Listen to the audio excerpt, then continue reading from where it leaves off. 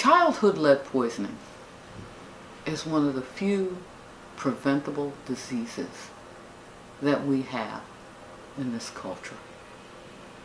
It's also one of those issues that ravages a child's future.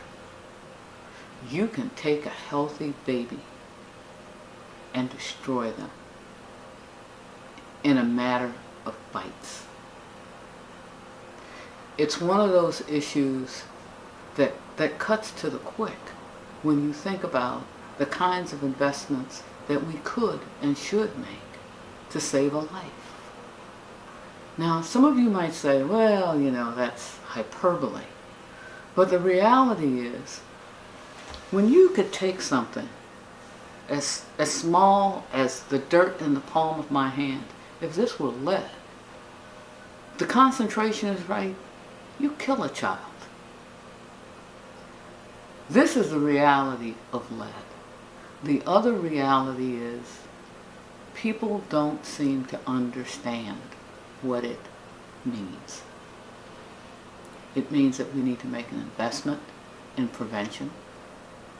And that's not only prevention in terms of exposure, it's preventing these kids once they have been exposed, basically ending up going down the proverbial rabbit hole because there aren't the institutional protections to save them.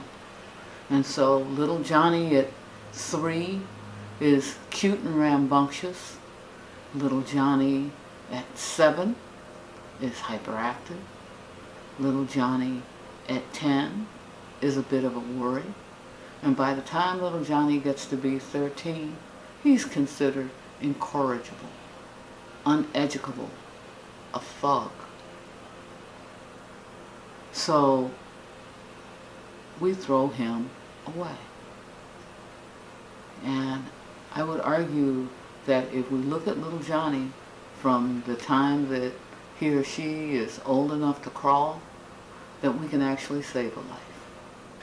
I would argue that childhood lead poisoning is one of our most significant civil rights issues that we have yet to confront. We talk about the prison industrial complex, we talk about the failure of education, we talk about domestic violence, we talk about all these issues, but we do not even begin to propose or consider what the underlying issue might be. I would argue that a lot of these children are trapped. And we have to think about whether lead is one of those sources of capture.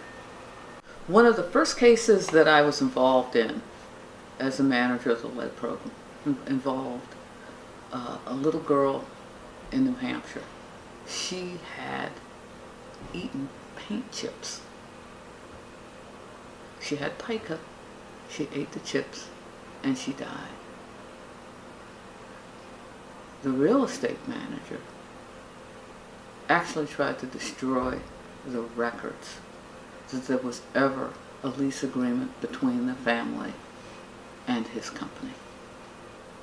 But before we just focus on that one death, there are probably hundreds of other cases that passed my desk, kids that I met when we were doing outreach that were poisoned, whose parents didn't know about the lead disclosure laws, who didn't know about the state requirements to make homes lead safe, who didn't know that their child was sick.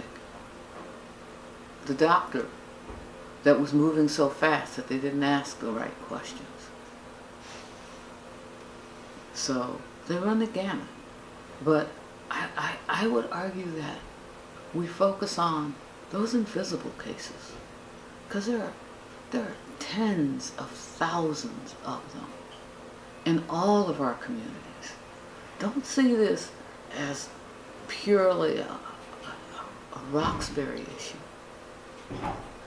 See it as potentially a Wayland issue. See it as a Falmouth issue. See it as a Northampton issue. There's one thing about lead. If you're in that house and it hasn't been made lead safe or lead free, it could happen to you.